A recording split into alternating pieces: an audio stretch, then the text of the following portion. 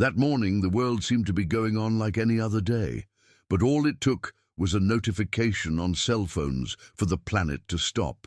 Pope Francis dies at 88. Within minutes, channels stopped their programming, bells began to ring in churches across Europe, and a silent commotion took over social media. There was something different about that morning.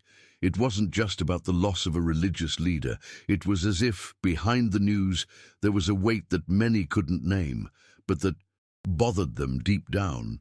Priests, journalists, and even leaders of other religions avoided speculating, but behind the scenes, one name was being whispered again: Malachi. Few knew the details, but those who did preferred not to talk. Something ancient seemed to be happening there, and the silence became heavier than the tears. As crowds gathered in St. Peter's Square, cameras captured anguished faces, whispered prayers, and candles being lit. The death of a pope was a rare event in itself. But this time there was an air of the end, not just of a pontificate, but of an era. Veteran journalists began to recall that Francis's health had been a cause for concern for months, but no one had expected this announcement now. It was as if time had stopped. And amid the tears and tributes, old images, archives, and forgotten clippings began to circulate. An old manuscript with a list, an ancient document of uncertain origin for many, but jealously guarded by others. The prophecy of St. Malachi. And for the few who really knew it, a chill ran down their spines. Behind the scenes at the Vatican, things were tense, not just because of protocol or succession rituals, but because there was an unspoken truth there, a secret that had resisted for centuries and that seemed to finally be knocking at the door. The list written by an Irish bishop almost 900 years ago, with a precise sequence of popes, had come to an end. Francis's name was the last, and although this had never been officially recognized by the Church, many within the Vatican walls had always known of the existence of that parchment. The worldwide mourning was legitimate, but in some corridors, what dominated was fear. The fear that the end would not be just symbolic, but literal, and that this announcement would not be the end, but the beginning of something much greater. The prophecy was not written yesterday, nor did it arise from modern speculation. According to records preserved by some monks and scholars, it came about around the year 1139, when St. Malachi, an Irish bishop known for his visions, was called to Rome. There, he had an intense revelation, a sequence of names, images, and symbols linked to the future of the Church. Upon returning to Ireland, Malachi is said to have recorded 112 mottos in Latin, each one enigmatically describing a pope yet to come. The manuscript was forgotten for centuries until it was rediscovered in the 16th century and published with some resistance. Since then, it has been analyzed, criticized, and feared by scholars around the world. But the disturbing fact is simple. Many believe that each motto to this day has been fulfilled with disturbing precision. The prophecy gained notoriety among the most observant Catholic circles, but it was never officially accepted by the Vatican. Still, it was impossible to ignore the details. Popes such as John Paul II, Benedict XVI, and even Francis himself seemed to fit the mottos described centuries in advance. And what made it all the more disturbing was the abrupt end of the list. After motto 112, there was no continuation, just a chilling sentence. In the final persecution of the Holy Roman Church, Peter the Roman will reign, who will feed the flock in many tribulations, after which the city on the 7 hills will be destroyed, and the terrible judge will judge his people. The combination of symbolism and catastrophe aroused more than curiosity. It aroused fear. And now, with Francis's death, many have begun to view this sentence as a sentence. For a long time, scholars tried to disprove or discredit the document, pointing out flaws or ambiguities. But the more the facts unfolded, the harder it became to ignore the coincidences. Some previous popes seem to reflect almost literally the mottos attributed to them: names, coats of arms, cities, even specific events. The list was not made up of generic phrases or vague metaphors. It was precise enough to cause discomfort. And at the heart of the prophecy loomed an uncomfortable question. If 111 names had been fulfilled, who would be the 112th? Or worse, what would come next? With the death of Francis, the world not only said goodbye to a spiritual leader, but saw an age-old prophecy reach its final edge. And the next step, according to the document, would not be another pope, but judgment. Few knew it, but for scholars of the prophecy of St. Malachy, Jorge Mario Bergoglio, Pope Francis's baptismal name, represented more than just the Church's 266th pope. He was, according to the traditional count of the prophecy, the 112th since Celestine II, the last on the list.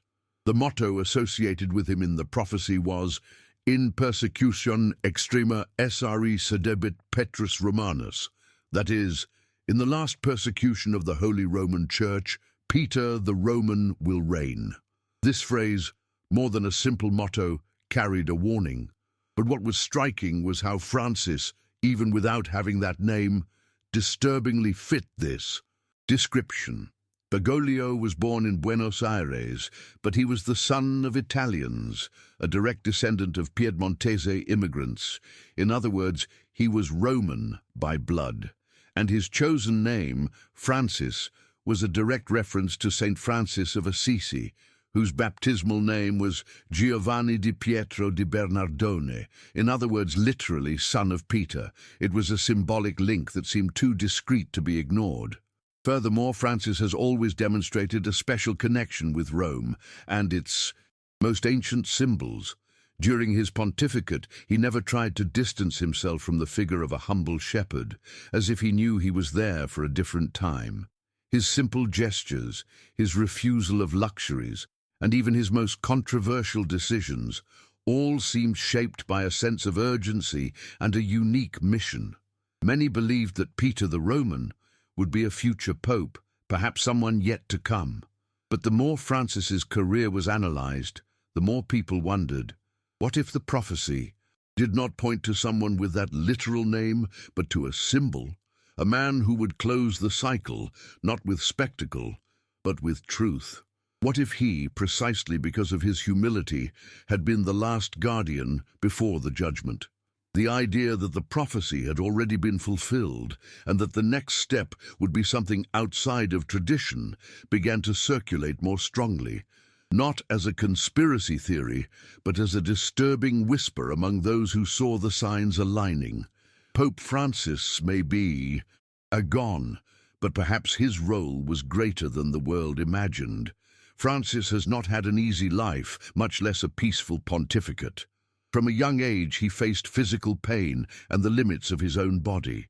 At the age of 21, he lost part of a lung due to a serious infection. For months, he had difficulty breathing and was in constant pain. Many thought he would not survive, but he survived, and with a faith that only grew amidst the pain. This mark of fragility accompanied him throughout his life, as if his physical suffering reminded him that his strength did not come from himself. When he became pope, many imagined that he would be a temporary, transitional figure. But what no one expected was that this simple man from Latin America would face some of the greatest crises in the modern history of the Church. During his pontificate, Francis faced scandals that left deep scars. Allegations of sexual abuse within the Church came to light with renewed force, demanding that he make difficult decisions, make deep cuts, and take a tough stance against decades of institutional silence. Not everyone agreed with his methods. Many resisted. He faced opposition within the Vatican itself, cardinals who publicly criticized him, conservative movements that accused him of relativism. At times, it seemed as if he was alone, but he did not back down. It was as if, each time a new conflict arose, he found strength in the pain he already knew so well. He was never a pope of strong speeches, but of concrete gestures. And that was what made him resist in the midst of so many tribulations. The COVID-19 pandemic has perhaps been the most challenging moment of his papacy. The Church, like the world, had to close its doors. Masses were cancelled, pilgrimages suspended, funerals empty. Francis found himself isolated in the Vatican, without the people, without the encounters he valued so much. And yet, he stood firm. He was the one who insisted on broadcasting daily masses, who spoke to the camera, as if he were looking into the eyes of each faithful. And he was also the one who appeared, alone, in that cold rain in St. Peter's Square in March 2020, an image that would become a global symbol of hope and solitude. Amidst wars, pandemics, internal betrayals and crises of faith, Francis remained, not as a warrior on the throne, but as a wounded shepherd who refused to abandon his flock. From his first day as Pope, Francis made a point of breaking protocol. He refused the Golden Throne, chose to stay at the Casa Santa Marta instead of the pontifical apartments, and wore ordinary shoes. These small decisions already showed that his focus was not on power, but on service. He did not want to be seen as a head of state, but as a servant of all, especially the least. In his first public appearances, he made it clear that he wanted a poor church for the poor, and he didn't stop there with just words. He washed the feet of prisoners, including Muslims and women, embraced people with visible deformities, visited the outskirts of cities, and always chose the path of closeness. Wherever there was pain, exclusion, or shame, that was where he wanted to be. Francis upset many people when he began to give visibility to the invisible. He criticized the global economic system, spoke out against indifference towards refugees, defended the dignity of immigrants, and directly confronted the culture of waste. In Lampedusa, his homily denounced the neglect of those who died at sea trying to find life. In prisons, he sat among the condemned as if he were among brothers. In hospitals, he touched the sick as if each one were Christ himself. Many wondered if this was just an image, just a symbolic gesture. But those who saw him up close realized that he was genuine. He cried, prayed, and remained silent with those who suffered. It was difficult to remain indifferent. Over time, his pastoral style began to reform the spirit of the church. He encouraged priests and bishops to take to the streets, to leave their offices and return to being pastors. He said that he preferred a church that was bruised, wounded, and dirty because it had taken to the streets, than one that was sick because it had closed itself off. His words did not please everyone. He was criticized by more traditional sectors who accused him of diluting doctrinal truths. But Francis seemed oblivious to these criticisms. He continued to insist on mercy, listening and welcoming. For him, extending a helping hand was more important than condemning, and this way of acting transformed hearts. He did not convert crowds with theological speeches, but with gestures that screamed love. He was, until the end, the Pope of those who had never been truly looked at. Francis knew that the world was tired of divisions. He himself said that many wars began with words, with the inability to listen to others. From the beginning of his pontificate, he made it clear that he wanted to be a builder of bridges, not walls, and that is exactly what he did. In 2019, he traveled to the United Arab Emirates and, alongside the Imam of Al-Azhar, Ahmad Al-Tayeb, signed a historic document on human fraternity. It was the first time that a pope had set foot on the Arabian Peninsula. The gesture was more than symbolic. It showed the world that it was possible to have respect and dialogue between Christians and Muslims. The signing of that document became a milestone, not only for the Church, but for the history of religious coexistence. But Francis did not stop there. He met with Jewish, Buddhist, Hindu, and especially Orthodox leaders. His meeting with Patriarch Kirill of Moscow, head of the Russian Orthodox Church, was another unprecedented gesture in the nearly 1,000 years of separation between the two Christian traditions. They talked, prayed together, and declared the importance of walking side by side in the face of the moral and social challenges of the 21st century. Many saw this not only as an ecumenical gesture, but as a real effort to rebuild historical ties. Francis knew that tolerance was not enough, friendship was needed, reconciliation was needed, and his approach, always humble, always listening, opened doors where before there had been only walls. His greatest achievement was perhaps showing that faith does not need to divide. On the contrary, it can be the most powerful meeting point between different cultures, peoples, and religions. He did not seek to create a new religion or mix doctrines. What he sought was something deeper, the mutual recognition of human dignity, the value of peace, the need for justice. His meetings were not cold or formal. They were marked by sincere smiles, hugs, and words that touched. In a polarized world, Francis became a symbol that it is still possible to talk. And more than that faith can be used to heal wounds, not to open them. His interfaith legacy will be remembered as a courageous attempt to remind the world that deep down, we are all searching for the same God. It was on March 27, 2020, that the world witnessed one of the most powerful scenes of the century. St. Peter's Square, always full of tourists and faithful, was completely empty. It was raining. The grey sky seemed to reflect the state of mind of humanity. In the center of that silent immensity, Pope Francis walked alone, with slow steps, visibly dejected but determined. At that moment, the entire world was paralyzed by fear of the pandemic. Deaths, uncertainty, hospitals collapsing, deserted streets, and there he was, an elderly man, carrying not only the cross of his age, but the symbolic weight of global suffering. There were no fiery speeches or miraculous promises at that moment. There was silence, a silence that said much more than words could express. Francis climbed the steps to the altar and, before the Blessed Sacrament, prayed, alone, in the rain, before millions watching on television. There were no altar boys, no applause, no crowd.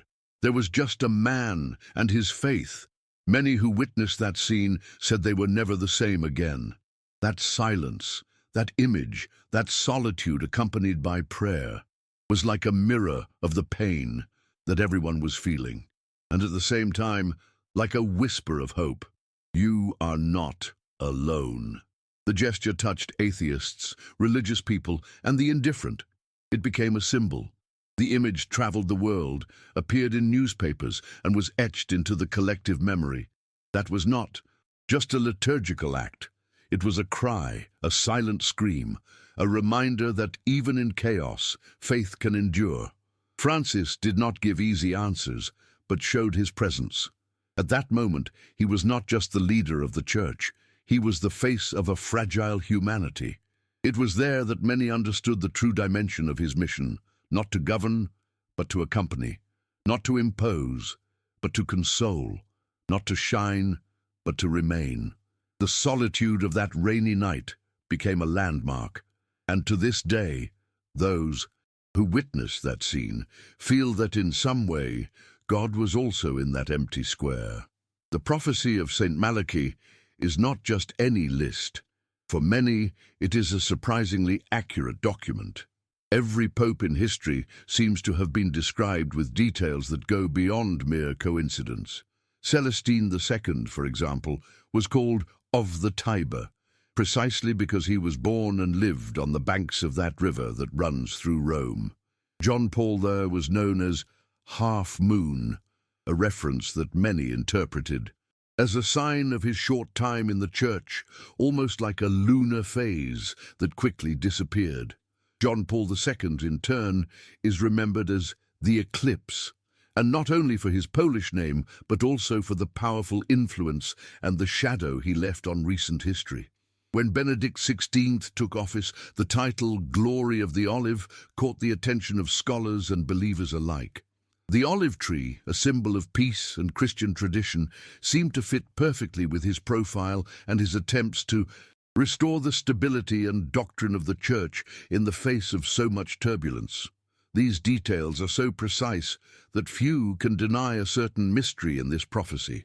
More than simple labels, the mottos functioned as small clues, as if an invisible hand had written so that the future could be anticipated. Each pope was like a piece of that puzzle, fitting together in an almost disturbing way, leaving believers and skeptics intrigued. This precision in the names and signs gives much greater weight to the last part of the prophecy, which speaks of the end of the popes. For those who believe, it is not just any warning, but a final alert, a call to prepare for the difficult times to come. What makes this whole story even more disturbing is that after Pope Francis, there is no more space on the list. The prophecy ends with Peter the Roman, and this expectation provokes fear and speculation. Could all this be a coincidence? Or could it really be a sign? While many try to understand and accept it, the world watches with a mixture of hope, fear, and curiosity. St. Malachi's prophecy lives on, pulsing in the present.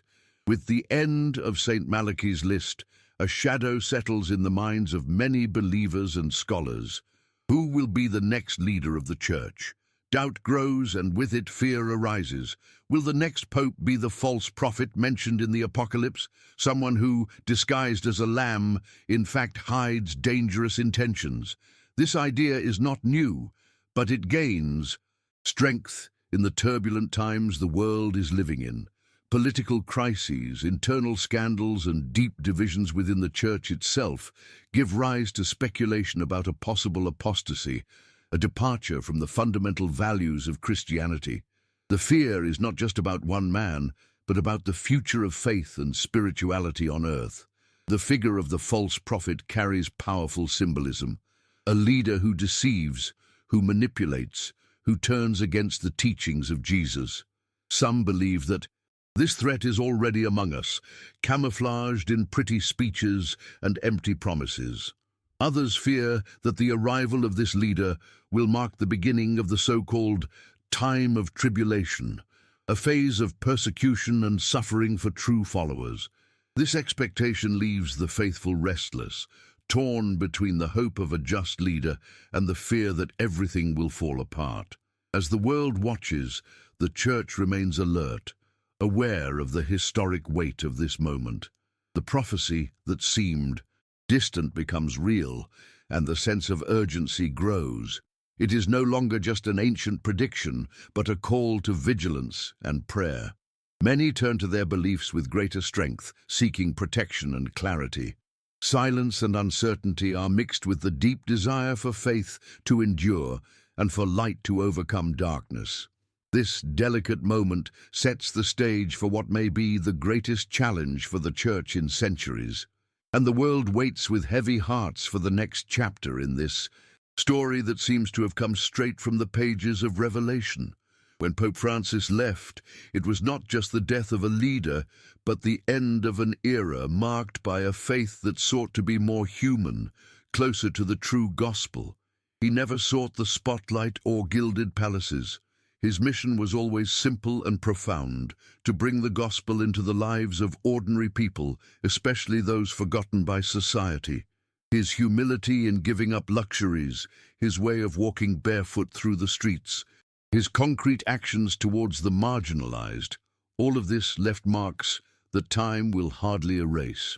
For many, he was the Pope who preferred the essence of the word love to power.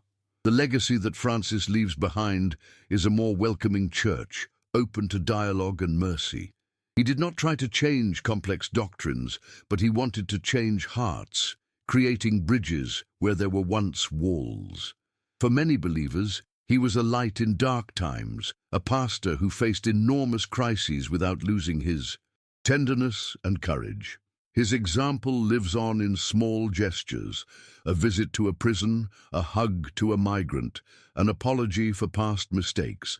These simple but meaningful acts have inspired other leaders and rekindled the flame of faith.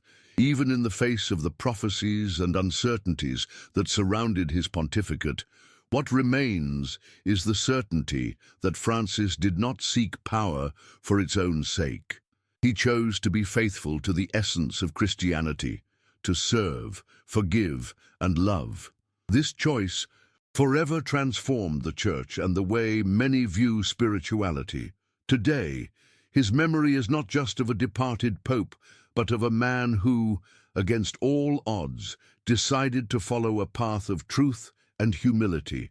And this mark, this legacy, is what keeps hope alive for the future, even when everything seems to be hanging by a thread. The death of the last pope does not simply represent the end of an era. For many, it is the beginning of something much greater and more profound. Rome, the city on 7 hills, will not fall to bombs or invasions.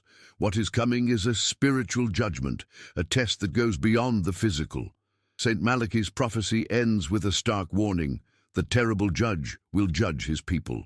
This phrase echoes as a warning to all, a call to prepare for difficult times when there will be no more room for distractions or illusions. This moment marks the beginning of the judgment, not as a distant event, but as a reality that is beginning to manifest itself now.